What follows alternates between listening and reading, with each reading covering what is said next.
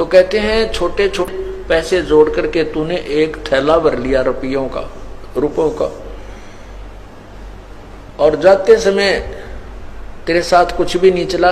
पहले क्या करते थे, बैंक तो होते नहीं थे, और जिसके पास 100, 200, 500, 1000 रुपये हो जाते उसको एक थैले में डालकर जमीन में दाब दिया करते, कहते कहीं को चोर ना उठा ले जाए, और उसको दबा करके भूल जाते कहाँ सी दाब रखा है। फिर वो मर जाता अचानक बूढ़ा, सोचा करता बाद में बताऊंगा, बच्चे जब कहीं बर्बाद ना कर दें अभी से। वो बूढ़ा मर जाता, फिर पैसे साथ ले जाता, ना दान कर पाता। फिर उसको मरते समय याद आती को होते तो पैसे दब रहे थे यहाँ पर, बता वो सकता नहीं क्योंकि उसकी जुबान बंद हो जाती है। जो भक्ति नहीं करते अंत समय में उस प्राणी की जुबान बंद करता है, ये काल के दूत आकर के कहीं यू राम नाम ना ले ले, अंत समय में कहीं इसको कोई भगवान की याद ना दिला दे, इसका जुबान बंद कर देता है और उसकी वृत्ति इतनी प्रबल परिवार में फंसा देता है। कभी लड़के को देखता, मेरे मन में बोल नहीं सकता मेरे छोटे बेटे का क्या होगा, उसका तो एक मकान भी ना बना है, उसका तो ऐसे भी नहीं है, मतलब इस तरह की वृत्ति में वो उड़ज करके और उसको वहीं वापस पशु पक्षी बनाकर भेज देता है काल। जिसमें ये प्राणी जो भक्ति नहीं करता उसकी मृत्यु होती है, देखना कैसे होती है, उसकी जुबान बंद हो जाती है, खींच कर श्वास आता है, क्योंकि जब गिनती के श्वास दिए हुए हैं भगवान ने, और जब श्वास रह जाते हैं कुछ शेष थोड़े से ही, उसी समय यमदूत आकर के इसके अंदर से इसकी जो है ना टीटवी दाब देते हैं, गर्दन दबा देते हैं, जुबान बंद कर देते हैं, जैसे जुबान को पैरालिसिस हो जाता है ऐसा कर देते, पूरा शरीर को ही पैरालिसिस टाइप हो जाता है। और फिर वो गिनते हैं उसके श्वास कितने शेष रहते हैं इसके, वो फिर खींच कर सांस लेता है, तो वो गिनते रहते हैं अब इतने रह चुके हैं, वो पूरे होते ही वही बटन दबाकर उसको ले जाते हैं। उस समय उस यमदूत दिखाई देते हैं, उसको बेहोश हो जाता है और वो डरता है, शरीर को छोड़ जाता है, टट्टी पेशाब निकल जाती है भयभीत होकर के। आप देखना जो परमात्मा की भक्ति करते हैं उनकी मृत्यु देखना, जब उसका पेशाब और टट्टी और आंखें भी आसानी से शरीर निकलता, उसको कोई पीड़ा नहीं होती। और जो भक्ति नहीं करते ऐसी दुर्गति होकर मरता है वो। और पहले तो यहाँ तक कहा करते कि इसके प्राण ना निकलते पापी के, गाय का पुच्छड़ पकड़ा दो, शायद कुछ थोड़ा बहुत पार हो जाए। ये टोटके है करवाया करते ये मूर्ख लोग। फिर कहते गंगा का जल ला दो, इसमें गंगा का जल गिर दो, इसका पंडा छूट जाते हैं, पीछा छूट जाता।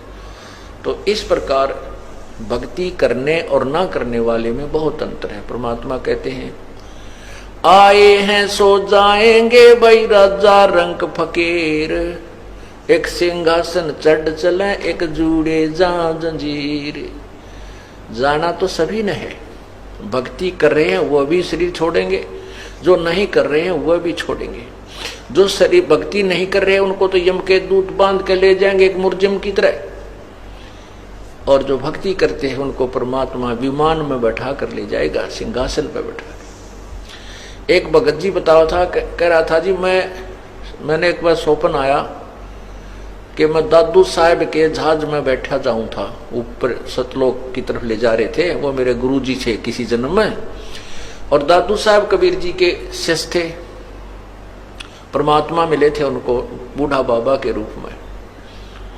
तो दादू साहब के जहाज में बैठा जाऊं था, और हमारे गांव की बहुत लंबी चौड़ी बनी थी, वहां पर बनी यानी जंगल होता है, और वहां मैं बालक से थे जब वहां आया करते, उसमें जाल होती थी पहले, उनका पील लगा करती, एक फल होता है जाल का पेड़ होता है, और वहां और भी बहुत से हमें खेला कूदा करते बचपन में। वो दिख गया मैंने जहाज में गए, और मैं नो देखने लग गया, रे मैं तो यहाँ घूमा करता, यहाँ पर ऐसा खेला करता।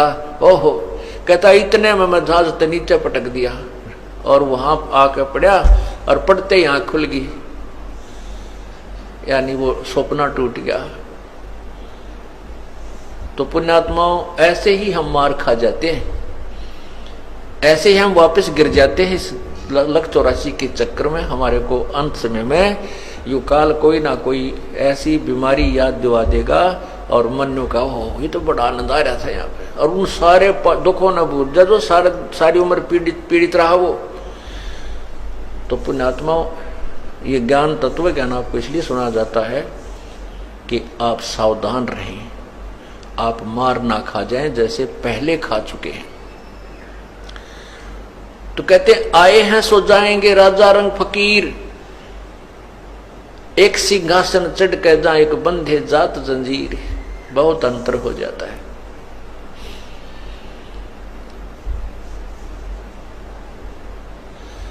तो इसलिए क्या कहते हैं परमात्मा के, जैसे जब वो अंत समय में मरता है, सारी उम्र माया जोड़ जोड़ कर धर जाता है, और अंत समय में वो बच्चों को भी बताना भूल जाता है, अचानक मर जाता है, तो उसकी मृत्यु वहीं रह जाती है। फिर वो सर्प बन का आता है, और सर्प बन की जूनी धार करके वहीं घर में घुसता है जहां उसने वो धन दबा रखा होता है, वहां ढूंढता फिरता है। फिर वह बच्चे उसका मारे, लठ तोड़े, उसके हड्डियों को, पंसलियों को एक करें या मार डालें, फिर वो वहीं उन्हीं के हाथों मरता है करके। ऐसे दुर्गति हमारी होती रहती है, हमने इससे सावधान होना है। तो क्या बताते हैं, कौडी कौडी माया जोड़ी जोड़ भरा एक थैला रे, खाली आया खाली जागा संसार लेना थैला रे।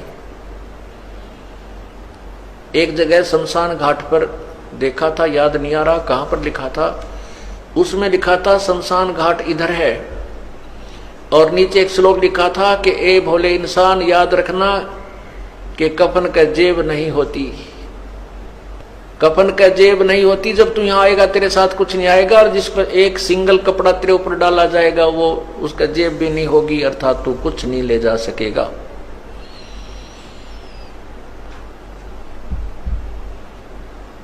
फिर क्या बताते हैं, मात पिता तेरा कुटुंब कबीला, यो कोई दिन का मेला रे, कुछ दिनों का मेला है ये आपका घर, और यहीं में लाया यहीं रे बिछुड़ जा, जागा हंस अकेला रे। यहीं यो मेला भरा था, और यहीं एक एक करके ये खत्म हो जाएगा, बिछुड़ जाएगा। और जब अकेले यहां से चलोगे, सारे परिवार को छोड़कर, जब देखना क्या बनेगी आपके संग में, जो परमात्मा को याद नहीं करते। परमात्मा कहते हैं हिड़की दे दे रोएगी सुरता जब तू चलेगी अकेली। आत्मा को कहते हैं जब बड़े पूरे परिवार ने छोड़कर जिसको तू अपना मान रही है, फिर पछाड़ खा रोएगी जब तू अकेली जाएगी, यहां से तेरा कोई साथ नहीं जाएगा। इसलिए परमात्मा की भूल मत गिरने दे। तेरा जितना संस्कार जिसके साथ जुड़ा है वो अपनी उस भूमिका को निभाते हुए परमात्मा को मत भूलिए। इतना ही कहना परमात्मा का, ये सारा कुछ जो है ना ज्ञान सुनाकर आपको इसी तरफ डाइवर्ट करना, आपकी वृत्ति को, इस दिशा को ही बदलना थोड़ा सा। फिर कहते हैं एक डाल पर दो पक्षी बैठे, एक गुरु एक चेला रे। और चेला तो चंचल है भाई, गुरु निरंतर खेला रे। अब क्या बताते हैं कि जैसे आगे निर्णय देते हैं कौन तो गुरु है कौन चेला है। अब जैसे ज्ञान मार्गदर्शन करना, तो इस दास आपका गुरु है और आप शिष्य हो। और फिर आपको जो नाम दे दिया है, फिर आपने कैसे जो नाम दिया है उसको, वो तो आपका गुरु और चित्त, अर्थात जैसे गुरु जी के प्रति आपका अटूट भाव, अटूट श्रद्धा, अटूट ध्यान लगा रहना चाहिए, गुरु जी की तरफ आपकी वृत्ति सदा रहनी चाहिए। ऐसे ही फिर जब नाम आपको मिल जाता है तो सिमरण करते समय उस शब्द को जो मंत्र दे रखा है वो तो आपके गुरु की तरह, और चित्त को चेला बनाकर उसके ऊपर सिमरण पर लगाए रखना है। कहते हैं इस पद का तुम भेद सुनो, वो कौन गुरु कौन चेला रे। रामानंद का कहे कबीरा, शब्द जो मंत्र आपको दिया है वो गुरु और चित्त, अर्थात उसके ऊपर मन को लगाए रखना, वो तेरा वो शेष है, यानी चित्त को उस मन के ऊपर, मंत्र के ऊपर लगाए रखना, भक्ति करते रहना, ऐसा परमात्मा हमें समझाते हैं। अब पुण्यात्माओं भक्ति भी करें तो कैसे करें, किसकी करें, कौन परमात्मा है और किस साधना से हमारा मोक्ष होगा, सबसे पहले ये निर्णय करना होता है। और जब तक हमें ये निर्णय नहीं होगा कि हम किस दिशा में चलें, हमने अपने घर की तरफ जाना है, बहुत दूर हम खड़े हैं, और जब तक हमें ये नहीं मालूम कि हमारा घर किस दिशा में है, कौन सा मार्ग है वहां जाने का, तो ऐसे कुमार्ग पर जाना व्यर्थ है।